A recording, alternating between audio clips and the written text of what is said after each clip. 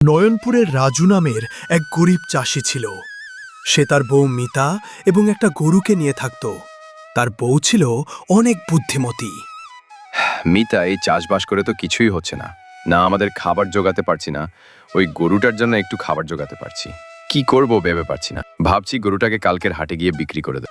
না না, এ তুমি কি বলছো? ও এক ঠিক ব্যবস্থা হয়ে যাবে।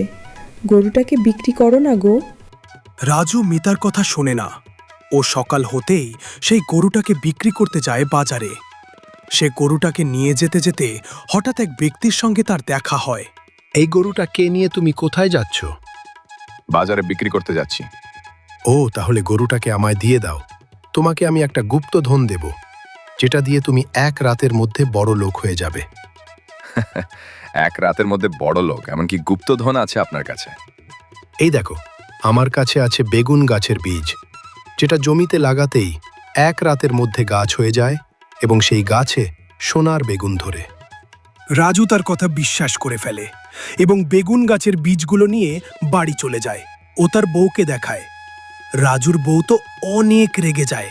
সে রাগে বলে, তুমি কি পাগল হয়ে গেছো? তুমি সামান্য বেগুন গাছের বীজের জন্য আমার ওই দামি গরুটাকে বিক্রি করে দিলে। তার থেকে তুমি বাজারে গিয়ে বিক্রি করলে হয়তো কিছু টাকা হতো।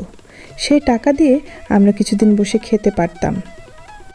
ওহ মিতা, তুমি রাগ কেন করছে? ও তো বলছে এই বেগুন গাছে নাকি সোনার বেগুন ধরে। চল না, আজকে আমরা লাগিয়ে দেখি, তারপর সকালে গিয়ে দেখব সত্যি সোনার বেগুন ধরেছে কিনা। তারপর তারা সেই বেগুন গাছের বীজগুলো তাদের উঠানে পুঁতে দেয় ও তারা ঘরে গিয়ে শুয়ে পড়ে।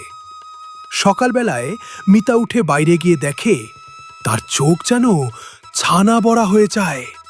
সেখানে বেগুনের বদলে সব হীরের বেগুন ও সোনার বেগুন ঝুলছে। সেটা দেখে মিতা রাজুকে ডাক দেয়। কই গো, কোথায় গেলে? তাড়াতাড়ি বাইরে এসো, দেখো বাইরের দৃশ্যটা। বাইরের দৃশ্যটা দেখে দুজনে অনেক খুশি হয় এবং তারা নাচতে থাকে। তারা কিছু বেগুন নিয়ে বিক্রি করে দিয়ে আসে এবং তার একটা সুন্দর ঘর ও একটা ট্র্যাক্টর কিনে চাষের জন্য। এই বেগুন গাছের দৃশ্যটা তাদের এক প্রতিবেশী চোখে পড়ে এবং তারা অবাক হয়ে যায়। দেখো দেখো, ওদের বেগুনের বদলে তো সোনা ও হিরে ঝুলছে গো। শোনো, এইগুলো আমাদের ছাড়লে হবে না। ওরা আমাদের থেকেই অনেক বড় লোক হয়ে যাচ্ছে।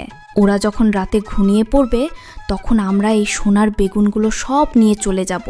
রাজু মিতা যখন ঘুমিয়ে পড়ে, ঠিক মধ্যরাত্রিতে সেই তাদের প্রতিবেশী চলে আসে এবং তাদের সমস্ত বেগুন গাছ তুলে নিয়ে চলে যায়।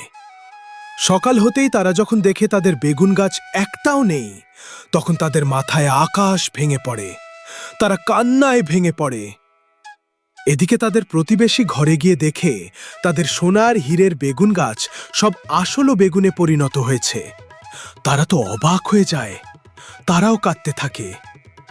মিতা ও রাজু যখন ঘরে যায়, তখন দেখে তাদের ঘরে সমস্ত সোনার ও হীরের বেগুন পড়ে আছে। তারা তো খুশিতে পাগল হয়ে যায়।